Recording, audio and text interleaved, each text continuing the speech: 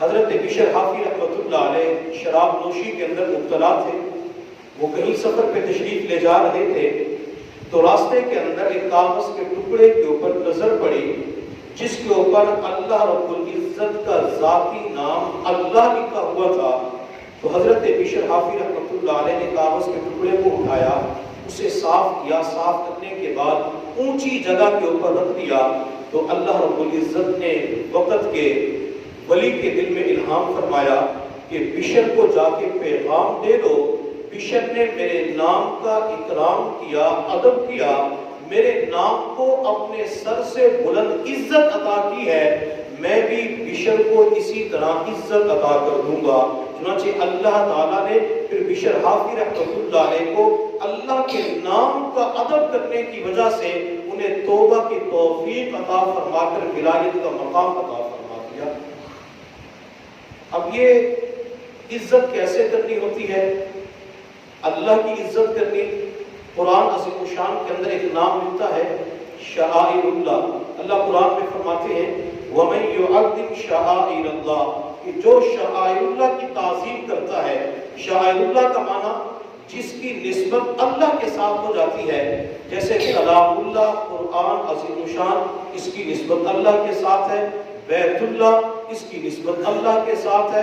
محمد الرسول اللہ, ان کی نسبت اللہ کے ساتھ ہے.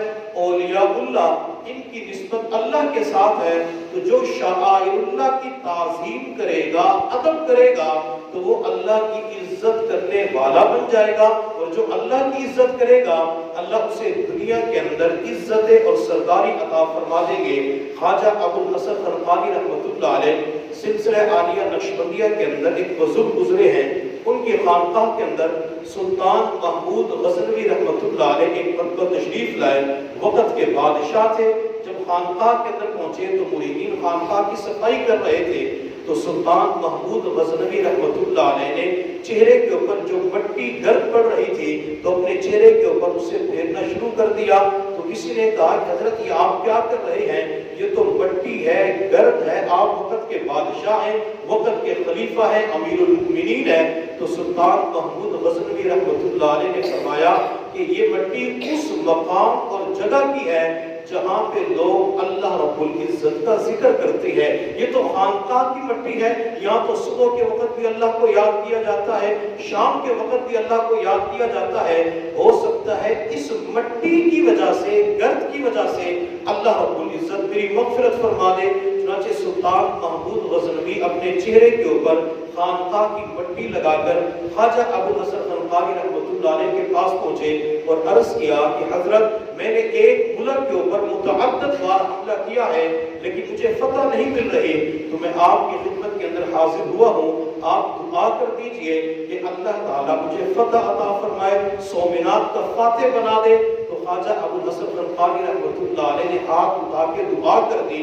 حضرت ایک جبہ پڑا ہوا تھا, اپنا جبہ اٹھا کے سلطان محمود غزنوی کو دیا اور فرمایا محمود غزنوی اگر تمہیں شکست ہو رہی ہو, فتح نام کی کوئی چیز نظر نہ آ رہی ہو, تو اس وقت اس جبے کو سامنے رکھ کر اللہ کی بارگاہ میں دعا کے لیے ہاتھ اٹھا کے دعا کرنا, اے اللہ اگر اس جبے والے کا آپ کے ہاں کوئی مقام اور مرتبہ ہے تو مجھے فتح عطا فرما. چنانچہ حضرت نے اپنا جبہ محمود غزنوی کو دے دیا.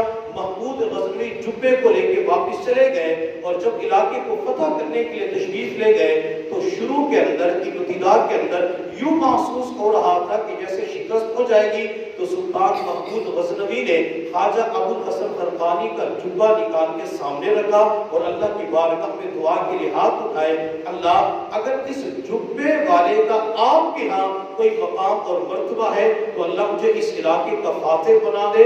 چنانچہ دعا مانگی, اللہ نے اس دعا کی برکت سے شکست کو فتح کے اندر تبدیل فرما دیا.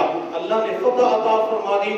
کئی عرصے کے بعد یہ محمود غزنوی جب حضرت کو ملنے کے لیے آئے تو حضرت نے فرمایا محمود غزنوی کیا بنا؟